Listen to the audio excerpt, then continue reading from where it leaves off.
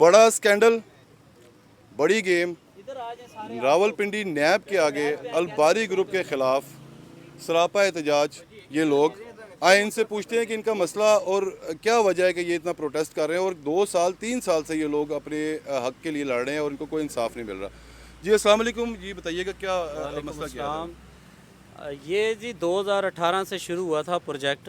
ये main GT road जो है गीगा माल, उसके अपोजिट। तो बड़े सुहाने ख्वाब दिखा के लोगों से पैसा बटोरा गया, लेकिन ये कंप्लीट करना था 2024 में, जो कि नहीं हुआ। फिर हम लोग इसके पीछे बहुत भागे हैं। पहले ये फ्राडिया गायब रहा, पहले इसने ऑफिसेज बंद करने शुरू किए आहिस्ता आहिस्ता, फिर ये खुद मंजर आप से गायब हो गया, फिर इसका स्टाफ गायब हो गया। मजबूर हो के जब हम लोग नैब में आए हैं, अभी हम 2 साल हो गए हैं नैब के चक्कर काट रहे हैं, और नैब की तरफ से हमें कोई पॉजिटिव रिस्पांस नहीं आया, जिसकी वजह से हम मजबूर हैं आज प्रोटेस्ट करने। आपकी किसी नैब के किसी बड़े एहलकार से कभी बातचीत हुई, उनसे कोई डिस्कशन हुई इस टॉपिक पे? नहीं, किसी बड़े से नहीं हुई। किसी ने आपको टाइम भी नहीं दिया? नहीं दिया, कोई मिलता ही नहीं। कोई मिलता नहीं। ठीक है, आप सर क्या बोलना चाहेंगे इस पे? अस्सलाम वालेकुम। अच्छा, ये जो अलबारी ग्रुप के हम सारे हम इफेक्टिव हैं, इसमें इनके 3 प्रोजेक्ट्स हैं। एक तो स्पेस माल है, फिर क्याद है, फिर एक्वेटिक माल है।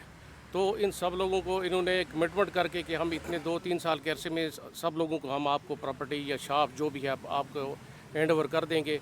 कुछ टाइम के लिए इन्होंने रेंट दिया 2-3 महीने के लिए, उसके बाद वो भी बंद कर दिया।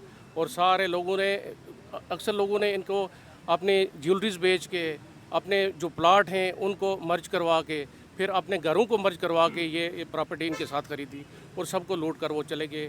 अब हमने नैब के यहाँ अप्रोच किया। अब नैब की इतनी इंक्वायरी के 1 साल की हमारी एफर्ट्स के बावजूद इन्होंने 1 साल गुजर चुका है, कोई भी ना उसको गिरफ़्तार किया है, ना हमारी अमाउंट को रिफ़ंड किया है। इस पे जो है ना तकरीबन 50 से ज़्यादा FIRs हैं। अच्छा। जो कि इस्लामाबाद और रावलपिंडी के सराउंडिंग में सब में मौजूद हैं।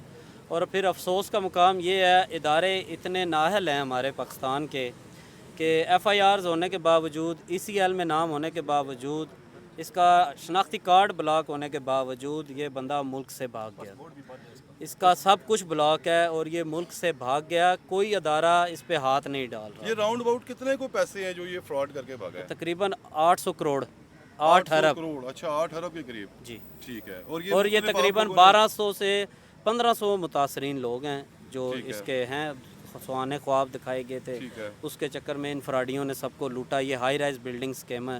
ठीक है। तो अभी नैब की तरफ आए तो नैब से भी कुछ नहीं हो पा रहा। अभी तक 2 साल में नैब जो है ना उस बंदे को अरेस्ट कर सका है, ना पाकिस्तान ला सका है, ना उसकी कोई चीज़ नीलाम कर सका है। हम आज भी यही सोच रहे हैं कि हम अपना जो खून है, शब खून मारा गया, वो किसके हाथों में तलाश करें। अच्छा, यहाँ पर एक साहब थे, वो 10 साल मुल्क से बाहर रहे हैं, उन्होंने बड़ी मेहनत करने के बाद कुछ पैसे Overseas कमाए थे। इसमें बेताज और वो हैं। जी सर बताइएगा जरा। जी मेरी तरह और भी बहुत सारे ओवरसीज़ हैं, इफेक्टिव्स हैं इसी सिलसिले में। अब मैं आपको अपनी बता देता हूँ कि मैं तकरीबन 10 साल में ओवरसीज़ रहा हूँ। मेरे भाई थे, वो भी, हमने जितनी कमाई थी वो सारी इस प्रोजेक्ट में इन्वेस्टमेंट कर दी। ठीक है। अब मेरी आर्मी चीफ साहब से, वज़ीर आज़म साहब से ये मुतबाना अपील है। एक तरफ तो आप लोगों का ये विज़न है कि आप इन्वेस्टमेंट को पाकिस्तान में लाना चाहते हैं। अगर कोई ओवरसीज़ पाकिस्तानी जो खुद पाकिस्तानी है वो पाकिस्तान के अंदर इन्वेस्टमेंट लेके आ रहा है, तो उसकी अगर इन्वेस्टमेंट सेफ़ नहीं है तो जो दूसरी कंट्रीज़ की है वो इन्वेस्टमेंट कैसे आएगी यहाँ पे? अब ऐसा नहीं है कि ये मैं अकेले का मेरे का केस है, ये 8 अरब रुपया और 1200 अफेक्टिव्स हैं। तो ये पैसा हम किस से कहाँ से कैसे बरामद करें? पुलिस के पास हम गए, FIRs करवाई। उन FIRs के होने के बावजूद, उस बंदे का नाम ECL में होने के बावजूद वो बंदा पाकिस्तान से फ़रार हो गया। तो इसमें कौन सा ऐसा अदारा था जिसके पास हम दाद रसी अपनी लेके जाएं? हमारे पास सिर्फ एक अदारा बचता था, वो था नैब। हम नैब के पास आ गए, सारे एप्लीकेशन वगैरह हमारी यहाँ पे सबमिट हैं, इनके पास एवरीथिंग रेडी पड़ी है। अब मुझे इस बात की समझ नहीं आ रही कि 2 साल के पीरियड्स के गुजरने के बावजूद अभी तक ये नैब हमें इंसाफ क्यों नहीं फराहम कर पा रहा।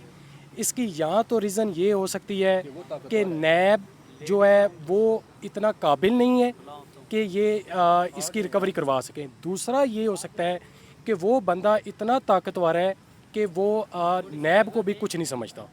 तो मेरी वज़ीर आज़म साहब और फील्ड मार्शल साहब से रिक्वेस्ट है, खुदारा ओवरसीज़ पाकिस्तानियों के साथ ये जुल्म बंद करवा दें, इन फराडियों को गिरफ्तार करवाएं और हमारा इस्तिखारा करवाएं। बहुत शुक्रिया। अच्छा, यहाँ पर एक खातून भी मौजूद हैं जो फैक्ट्रीज में शामिल हैं, उनसे बात करते हैं। अस्सलाम वालेकुम मैडम। जी मैडम, ज़रा सा बताइएगा। जी, मैं इसी फैक्ट्रीज़ में शामिल हूँ एक्वेटिक मॉल के। तो सबसे ज़्यादा मुझे जो शिकायत है नैब से है कि हमारा एक गवर्नमेंट का अदारा है और अदारों के पास इसलिए रुजू किया जाता है कि आवाम के मसाइल हल हों। 2 साल से हम लोग परेशान हो रहे हैं, अपनी रिक्वेस्ट कर रहे हैं, लेकिन अभी तक हम सिवाय इस सड़कों पे खड़े होने के हमारे पास कोई इसका सलूशन नहीं मिला। तो आसिम रज़ा वो जाहिर है कि एक करप्ट जो करप्शन उसने की है वो उसका जवाब दे तो है, लेकिन हमारे अदारे क्या कर रहे हैं इस वक्त? हम इस एज में आके सारी उम्र अगर हमने जो भी कुछ जॉब की या किया हमने सारी जमा पूंजी यहाँ जमा कराई और उसके बाद हमें आज ये सिला मिल रहा है कि हमारे 60 लाख जो है हमारे यहाँ पे ज़ाया हुए। हमने अपने बच्चों के लिए किया था और आज हम यहाँ पे बेबस होके खड़े। तो मेरी नैब से और प्राइम मिनिस्टर से और जो भी मुताल्लिक़ा अदारे हैं उनसे यही दरख्वास्त है कि प्लीज़ हमारी रुजू करें, इंसाफ करें और इन लोगों को जो कि इसमें ज़िम्मेदार हैं उनको करार वाकई उनको सज़ा दें और कम से कम और कुछ नहीं तो हमारे पैसे हमें वापस करें, बाकी उनका जो कारोबार चल रहा है चलता रहे। उस पर सिर्फ एक चीज़ कहना चाहूँगा कि हम सबसे गलती कहाँ पे हुई। सर, हमारी गलती 80% पाकिस्तानियों वाली गलती है। वो गलती ये है कि हम लोग गरीब हैं। अभी यहाँ पे कोई एक गरीब का बच्चा किसी के 5,000 लेके चला जाए तो आप देखेंगे कि उस पर FIR भी होगी, उसको जेल भी डाला जाएगा, पुलिस वाले भी डराएंगे धमकाएंगे। तो हमारे मुल्क का जो इस वक्त कानून है वो हम गरीबों के लिए। दूसरी तरफ अगर आप देख लें कि इतने बड़े बड़े फ्रॉड, जैसे ये 7 अरब का फ्रॉड है, ये 7 अरब का फ्रॉड हो के जब हम नैब में आते हैं तो SOP के मुताबिक जो नैब की इंक्वायरी है उसको कंप्लीट होना चाहिए 6 महीने में। 6 महीने के बाद इंक्वायरी कंप्लीट, इन्वेस्टिगेशन स्टेज आता है, उसको कंप्लीट होना चाहिए 6 महीने में। उसके बाद रेफरेंस फाइल करना है या जो भी करना है उसमें होते हैं 6 महीने। हम जिस दिन यहाँ पे आए वही बात है कि हम लोग गरीब हैं, हम आम आवाम हैं, तो हमारा एक यही तरीका है कि जैसे देखते हैं कि हर जुमेरात आप पे आगे कोई हाथ फैलाता है कि जी कि मेहरबानी हमारी कुछ मदद कर दें कि जुमेरात है, तो उसी तरह हर महीने की पहली जुमेरात को हम नैब आते हैं, हाथ फैलाते हैं। अफसोस ये है कि हम नैब से उनका पैसा नहीं अपना पैसा मांगते हैं, लेकिन वो हमें नैब देने को तैयार नहीं है। और हर जुमेरात हमें कहा जाता है कि आपको जल्द अज जल्द खुशखबरी मिलेगी।